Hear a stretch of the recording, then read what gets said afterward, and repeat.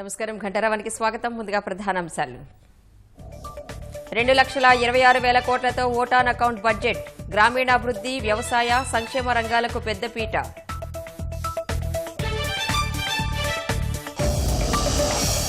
రాష్ట్ర బడ్జెట్లో కొత్తగా 6 పథకాలు. 5,000 కోట్లతో అన్నదాత సుఖీభవ.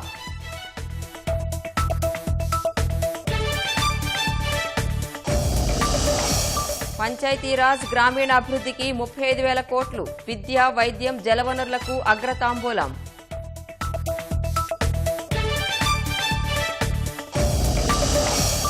శారదా కేసులో సీబీఐ విచారణకు సహకరించాలి. కోల్కతా సిపి రాజీవ్ కుమార్ కు సుప్రీంకోర్టు ఆదేశం.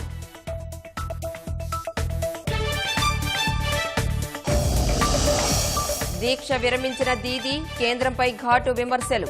ఎమర్జెన్సీని మించిన పరిస్థితి ఉందన్న చంద్రబాబు.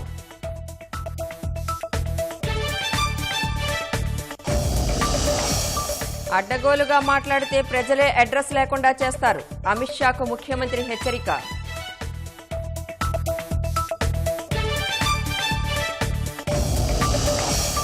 ఆర్థిక వివాదాలతోనే జైరాం హత్య. రాకేష్ రెడ్డి హంతకుడని పోలీసుల నిర్ధారణ.